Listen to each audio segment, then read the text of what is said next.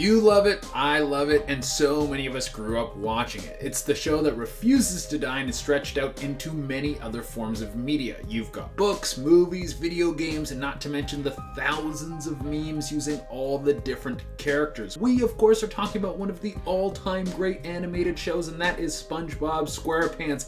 And like any long-running shows, fans have started to create their own stories about what could be going on. Oh, and for SpongeBob, there are a lot of these. We could end up doing dozens of parts just on this topic. I hope the whole Most Amazing family is doing great. I'm of course your host, Che Dorena, and today we're going to be taking a deep dive into Bikini Bottom to bring you top 10 scary SpongeBob urban legends. For any of you at home who are looking to grab some more Most Amazing Top 10 content, you should check us out on Instagram and Facebook. We have a ton of extra content over there. Also stick around for the whole list because I'm going to be doing some more pet shoutouts, which you guys love so much. Remember, if you want me to shout out your pet, you can hit me up on Instagram. And without taking any longer, let's get into this list. At number 10, we have every character on the show is on drugs. Did you know that SpongeBob was originally supposed to be an adult cartoon? That's right, you could have been sitting down and watching an episode of SpongeBob on Adult Swim right before Rick and Morty. But when the show was pitched to producers, some changes were made, and then everyone working together turned it into one of the greatest shows of all time. But some people think that the dark tone of the show is still what is driving the characters. So behind the scenes, they're all secretly getting high. Different drugs for different characters. You have Mr. Krabs, who is constantly on cocaine, part of the reason why he loves money, because the money will fuel his endless addiction. Also, a restaurant manager or owner who has a coke problem isn't that crazy of an idea. You have Squidward, who is on opioids all the time. That is why he's always looking to relax. He wants to find somewhere where he can be alone and quiet and get his fix. Then you have both Plankton and SpongeBob, who are experiencing the opposite effects of LSD, with SpongeBob having a really good trip and Plankton having a really bad one. And then of course you have Patrick, who is the stereotypical representation of a stoner. And number 9, with the Krabby Patty is made out of crab. How far will Mr. Krabs go to make a quick buck? Well, if you have seen the episode Clams, where Mr. Krabs gets his $1 millionth, you will know that Mr. Krabs is willing to lose most of his body to get a little bit more cash. So would he be willing to sell out his own people for a little bit more money? And by sell out, I mean serve them up on a platter. There's a theory that Mr. Krabs has access to an old age home for crabs, and when they die, he takes their bodies and then uses it to make the meat for his burgers. That is why the secret formula is such a secret. He can't have anyone know that they are basically eating people. I mean, it's called the Krabby Patty, so that would make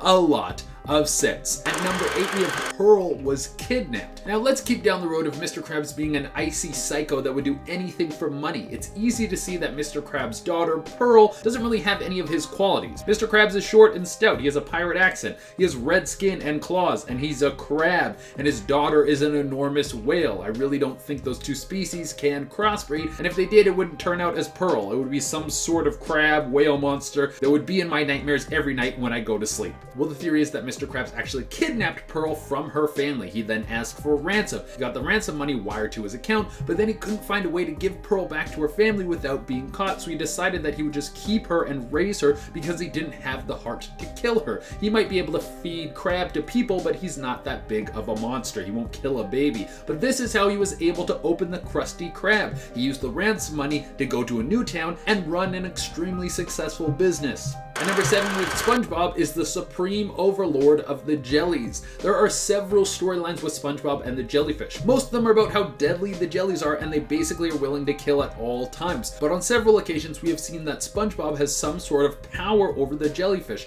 At first it looks like they're all going to destroy him, but then it's very clear that he's going to get out of this predicament safe and sound. How does this happen perfectly every time? You know the episode where SpongeBob's house gets taken over by a group of partying jellyfish that are later subdued by the rhythm of Gary's clanking eyeballs, which would be season 1, episode 7. Some people say in that episode SpongeBob learned how to command the wild animals known as the jellies and kept that knowledge a secret because he didn't want it to fall into the wrong hands, say Plankton or Mr. Krabs. But SpongeBob is secretly some sort of jelly whisperer. And number 6, we have SpongeBob is actually a genius. It seems like SpongeBob is a good character who is always getting himself into trouble and has the IQ of a sponge, but he manages to get himself out of all these sticky situations situations. I mean, take the first episode ever, the one where SpongeBob goes to get a job at the Krusty Krab. Squidward and Mr. Krabs send SpongeBob off to get a spatula that doesn't exist, and while SpongeBob is gone, Mr. Krabs and Squidward get swarmed by a herd of sardines that want Krabby Patties, and the sole employees of the Krusty Krab almost die in the chaos, but then SpongeBob shows up in the nick of time with a highly advanced spatula that saves the day. But the spatula wasn't real, so some people think that SpongeBob went home and made the spatula from scratch. The reason SpongeBob doesn't reveal that he's actually a genius